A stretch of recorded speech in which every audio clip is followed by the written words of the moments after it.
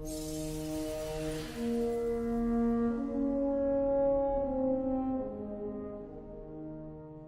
up, guys? It is Baltimore Dude. I wanted to go over a few tips and tricks with you for the Oryx challenge because I have noticed in the forums a number of you are struggling with that particular challenge. It's not a real hard challenge.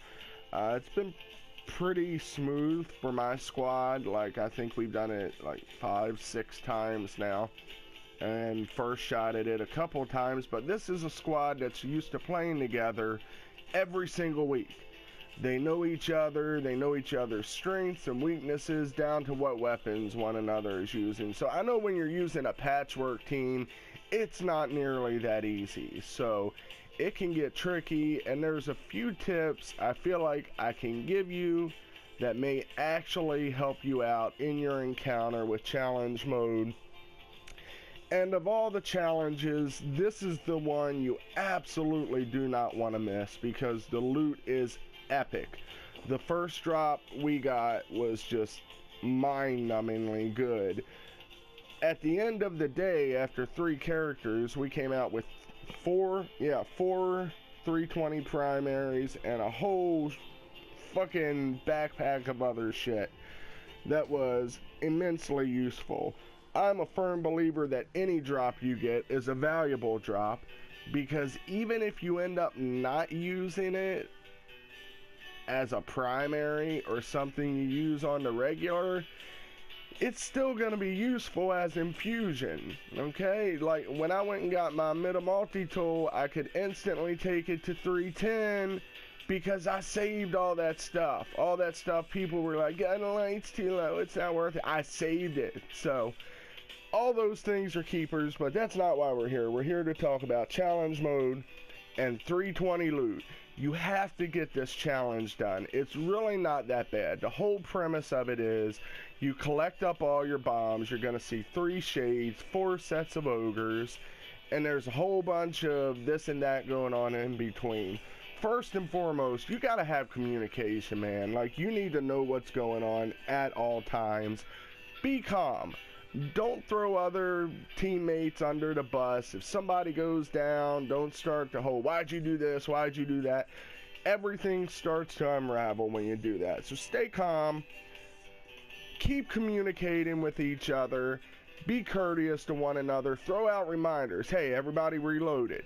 Everybody check your guns. Do you have heavy ammo? Just do your part. And when you've done your part, like once you've killed your knight and done what you need to do, spin around if you have a free moment. Help a teammate out with their knight or whatever's going on. One of the biggest things in this particular encounter is you absolutely have to get the ogres down fast. It is a must that they come down fast. And the way we do it, we have a Titan bubble. We'll put one right here, and if we have it, we'll put one right over here. We've got 2 people. If you have sleeper simulants, they are absolutely amazing. 2 shots will melt an ogre. So you got 2 people here with the sleeper, the guy on the plates taking shots at him. What it all equates to is all of your bombs are stuck together right in this little puddle right here on every side. So you want to absolutely make sure you do that. Get them ogres down fast. Get them cross shots on your knight. Remember, your knight's on the opposite side. 2 shots to the head will take him down. Depending on your sniper, 1 headshot and 1 anywhere shot will kill him. Stay busy at all times. Like, once you fulfilled your obligation with your ogre and your knight, look around, man. If there's something to shoot it. If you find a place to throw a bubble or tether something, do it. And speaking of tethers, like once you take your ogres down and you flinch Oryx, then you're going to be in the middle inside the aura cleaning up ads. If you've got a couple of hunters to tether this side and this side, and you clean them ads up, and once you do that, stay in the aura, because you're going to have the aura a long ass time. There's no reason to come out of it and take a risk. Then you're going to go see the shade. Now, one tip I will give you on the shade that we've been using recently is don't fully depend on blessings of light, because blessings of light sometimes aren't very blessful. I think I made up a word, but they're not very blessful at times. So one thing we've been doing is running that cloudy wall that runs around the echo inside. Run that wall, because normally if he hits you while you're running the outer bands of that wall, he'll take your shield and maybe a pinch of your health. It's much safer to run that wall. If you've got a hunter in there, tether the ads, because ads inevitably get inside, so you can kind of keep control of them. Make sure the last person that comes in calls it out, let you know they're the last person in there, because time is very short. Once they come in, the echo has to die, and if you feel like once the last person's in, he's not dying fast enough, pull your heavy, be it the sleeper simulant, a machine gun, a rocket launcher, whatever. Light his ass up, because he has to die. So then you're going to come back out. If you're on a plate, you're going to jump on your plate. You're going to wait for your ogre to pop up, just chuck a grenade on him, pull your sleeper out and hit him. And then you're going to want to hit this ogre over here one time, and there'll be a floater on the ground also hitting him. So you hit yours, you hit that one with the floater, and the floater will hit both with you. And once you've hit both ogres, then you grab your sniper, pop your knight. Once that's done, if you have time left, take a look over, see if your teammate needs a hand with their knight. Then there should be a blessings bubble right here. Drop down in that thing, kill the vessel fast. And another tip I would give you, whoever you have running the juice, we call it the juice, the aura, the spark, what the fuck ever, we call it the juice. Whoever you have running the juice, you should kind of assign the vessel to them. Have them carry a sword and make the vessel their primary job, but don't abandon the vessel. Like, yeah, it's primarily their job, but give them a hand with the vessel when it comes through. Put some fire in him, make sure he goes down fast, and then you're gonna do Oryx and do the aura again, and that's pretty much it. It's just rinse and repeat. You want to do all those things. You have to stay busy, act fast. Like with this particular method, when the method we normally run is no knights, and if something goes wrong, it normally just means one extra pass.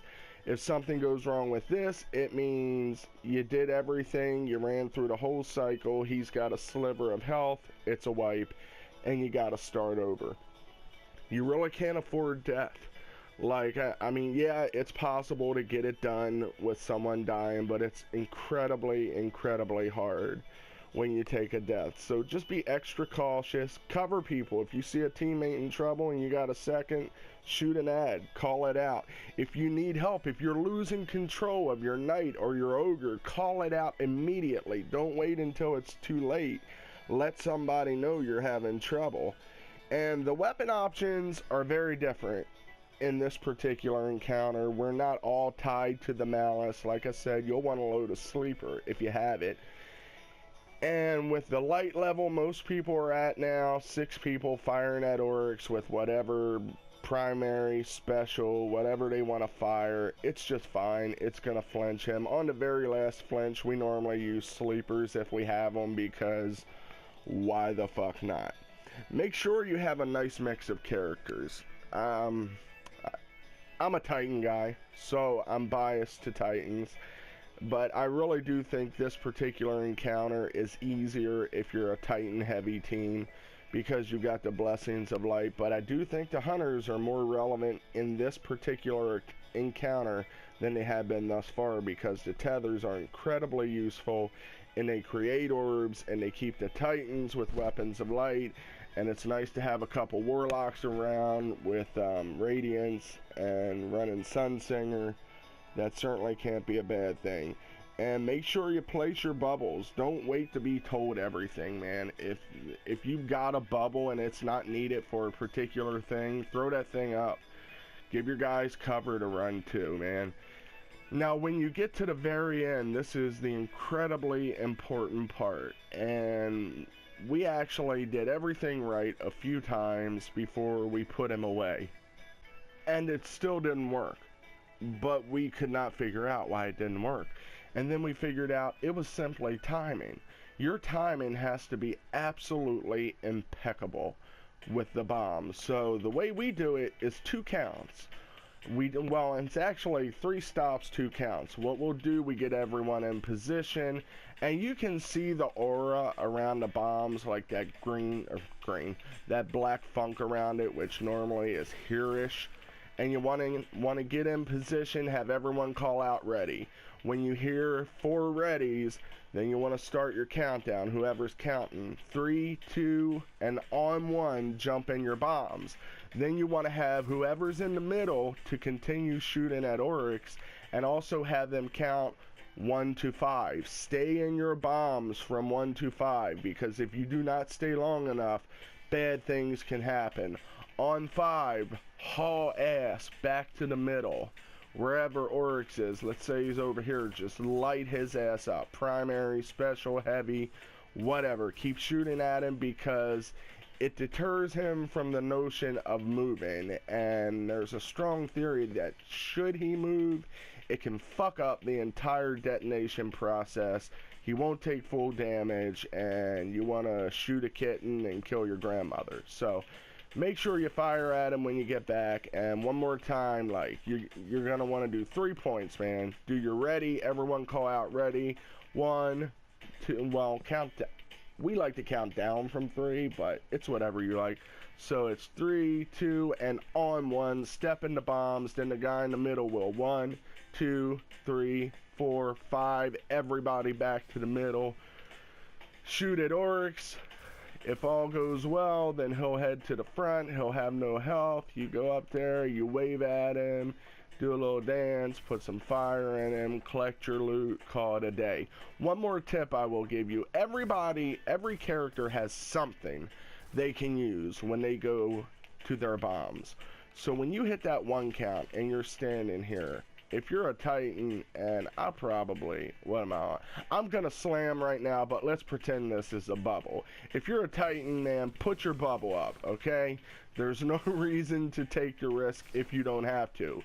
If you're a Warlock, pop your Radiance, get that extra shield. If you're a Hunter, throw smoke at your feet, get invisible, make sure you don't take fire. You might as well pop all your supers, because this is the do or die moment, and any extra protection you can give yourself while your dudes in the middle are giving you your 1 to 5 count to come back, you absolutely want to take advantage of that. And one more thing, the dudes in the middle, I think I mentioned it, but make sure they keep firing at Oryx while the other 4 are detonating the bombs. And that's pretty much it. That's our tips. And I really think with this encounter, it's not any one big thing. It's in all the little things you do, like that. Like all the things I've told you about. Those are the things that make a difference. I know you all know the premise of the encounter. And and a lot of people have already completed it. But I've saw a lot of people in the forums. I can say forums, I promise. I used to speak English at one time. All the people in the forums, many have completed it, and they're giving people that have not completed it a hard time rather than helping them. But I and my wife, we both play the game. We're very fortunate to have an incredibly good crew that sticks together, but I know not everyone has that luxury. And a lot of people are working with LFG squads and just patchwork teams and whoever they can pull together. So those are some tips that will help you pull your team together, get communicating, get on the same page, and a few weapon and count tips that will absolutely make it an easier encounter. And you guys also can take part in the absolutely epic loot that is dropping at the Oryx Challenge. So I hope this has helped you out. Feel free to hit me up with any questions, comments. I'm always available. Baltimore Dude on PSN. One word, all run together. And you can check out our crew website at tdkcrew.com. And you can also check out, well, you're watching our YouTube, aren't you? So you can check out more of our YouTube videos, Instagram, whatever. Check us out on Twitch, twitch.tv/TDK Crew. We got many events coming up. I hope the video's been helpful. Thanks for watching.